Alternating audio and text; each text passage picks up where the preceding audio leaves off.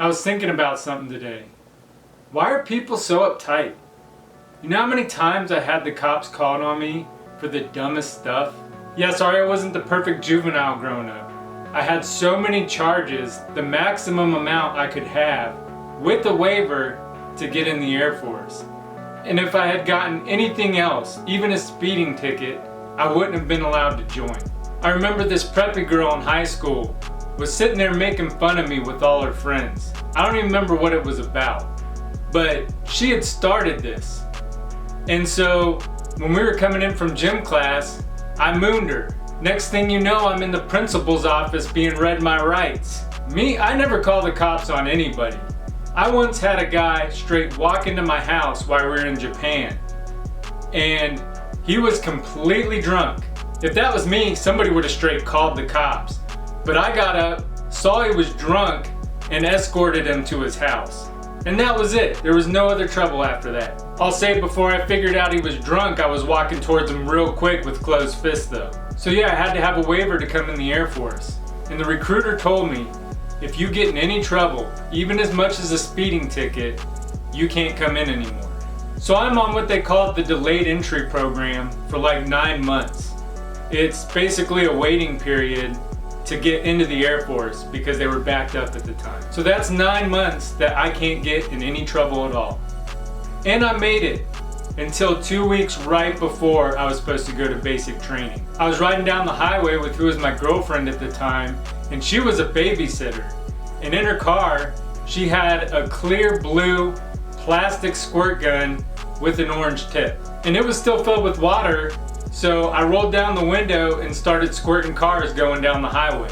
And I wouldn't try that in today's times, but this was way back when, and times were different back then. At least I thought they were, because somebody had called the cops and said that I was waving a gun around going down the highway, which is technically true, but it was clearly a plastic toy. Like, there was no mistaking that this was a toy squirt gun. So as we continue driving, we start noticing that there's a line of cop cars lining up behind us. Cops are doing U-turns in the middle of the street, coming from the side streets, and they're just getting behind her car. All of a sudden they all bust on their lights, pull us over into a parking lot, and we look in the mirror, and there's all these cop cars surrounding us with guns drawn, pointed at us. We had to put our hands out the window and get out one at a time, and then put our hands behind our head and walk backwards towards the cops. And of course they knew it was me. They knew Wayne was the perp. So what did they do? They took me and slammed me into the trunk of this car, put me in handcuffs, and then started searching me.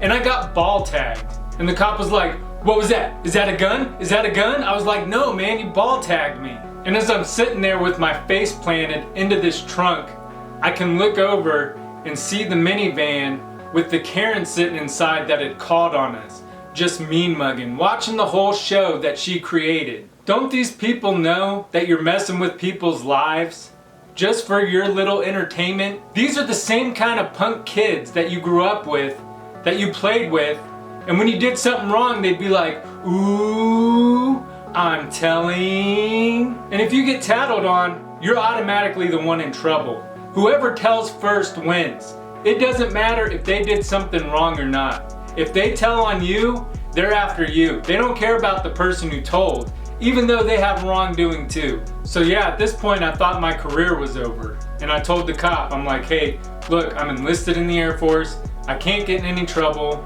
Can you please call my recruiter? His card is in my wallet." After that, the cops started taking a different tone with me. And when they found the squirt gun, they said, "This is clearly a toy. If it had looked any more real like a gun, then you'd be arrested. But we're just gonna let you go. Don't squirt any more cars going down the highway." I don't know, maybe this stuff just only happens to me. Everybody else is perfect. I think people just don't like my face.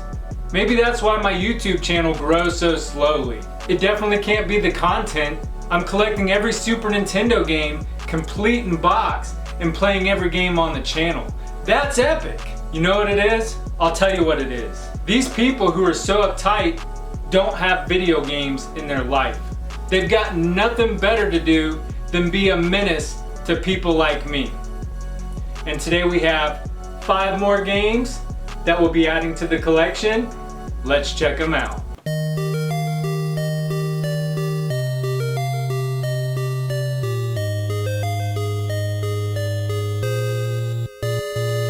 And the first game up is Time Slip. Time Slip was developed by Cells Curve Interactive and published by Vic Tokai.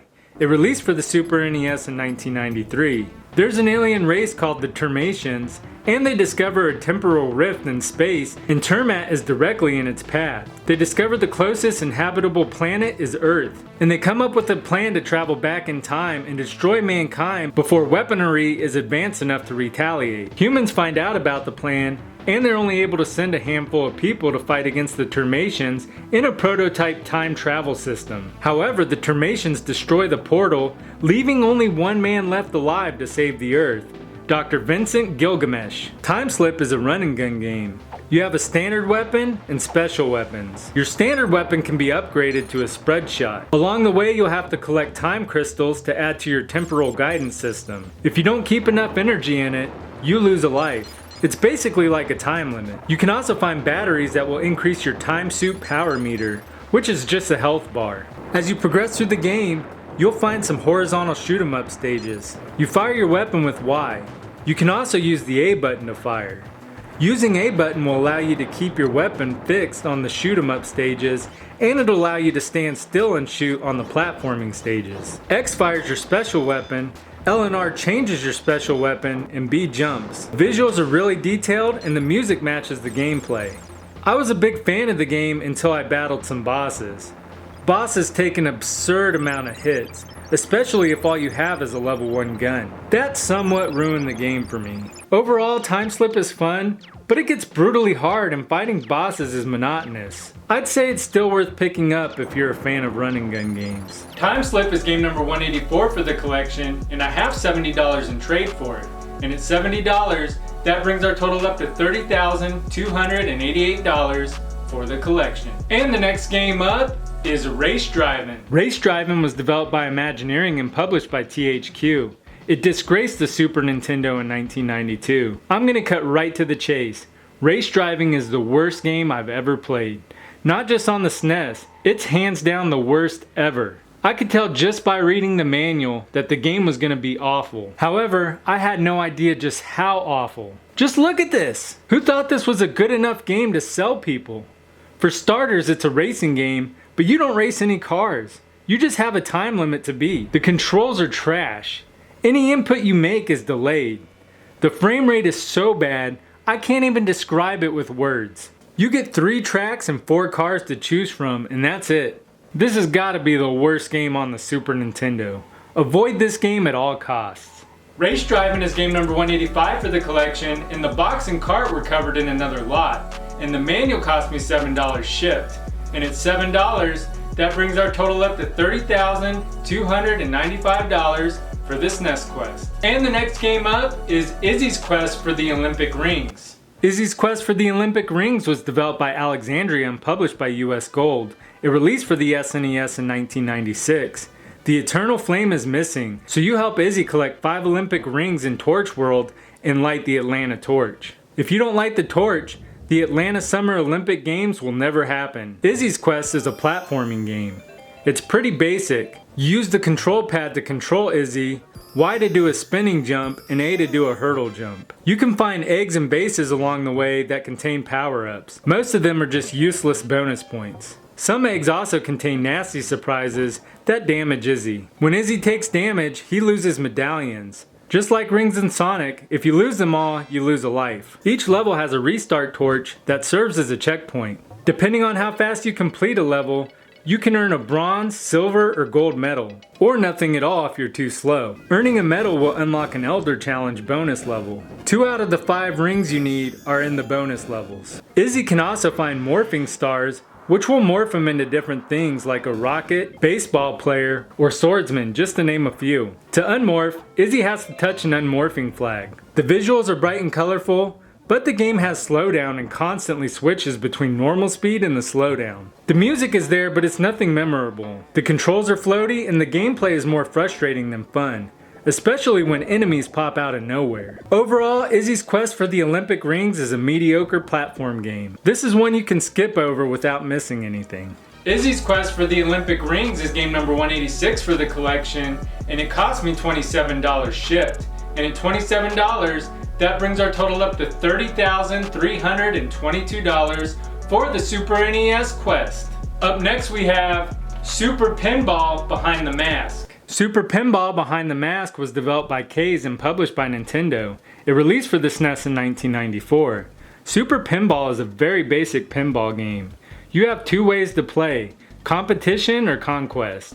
In either mode, you only have 3 tables to choose from: Jolly Joker, Blackbeard and Ironman, or Wizard. The tables are very plain and boring compared to other pinball games we've covered. There's nothing really exciting about them. Use L and R or left and A to operate the flippers. You can also use the X or B button to nudge the table.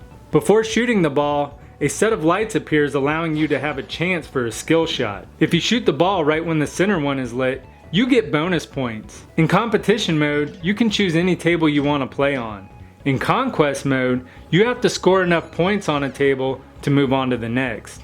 The controls and physics are some of the better ones I use compared to other pinball games. That being said, Super Pinball is very playable, but it's not really that exciting. You're not missing much if you pass on this one. Super Pinball Behind the Mask is game number 187 for the collection, and it cost me $17 shipped. And at $17, that brings our total up to $30,339 for the Super NES Complete in Box Quest. Last and definitely not least is Goof Troop. Goof Troop was developed and published by Capcom, releasing for the Super Nintendo in 1993. Goofy and his pals were out fishing one day when Pete and PJ were caught in the shadow of a giant ship. When Goofy and Max looked up, they saw a huge pirate ship headed for Spooner Island with Pete and PJ on it. Goofy tried to catch the ship, but it reached the island before he could. Now Goofy and Max set out on an adventure to rescue their friends. Goof Troop is an action-adventure game. There are 5 levels to make it through on your search for Pete and PJ. You'll encounter various enemies that you have to take out by throwing things at them or kicking blocks at them. Kicking blocks into certain squares will also open gates, which is a cool puzzle aspect to the game. You can find various tools that will help you on your quest as well. There's grappling hooks, which help you grab distant items, stun enemies, or make a rope to walk across. Bells, which attract enemies towards you. Shovels, which can dig for treasure, and a candle to help you see in the dark. Some gates require keys that you have to find as well. In addition to tools, you can also find other items to help you, such as cherries, which give you an extra heart on your health meter, bananas, which give you 2 hearts, and crystals that give you extra continues. Each level has a boss stage, and they're all pretty fun. The visuals and music are excellent, the controls are good, and the gameplay is fun. The difficulty in the game is just right. Finally, we play a Disney game that isn't overly difficult for no reason. If you're looking for a fun action-adventure game on the SNES, be sure to check out Goof Troop. Goof Troop is game number 188 for the collection, and price charting has it at $73. And at $73, that brings our total up to $30,412 for the Super Nintendo Complete in Box Quest. Let's get these games on the shelf.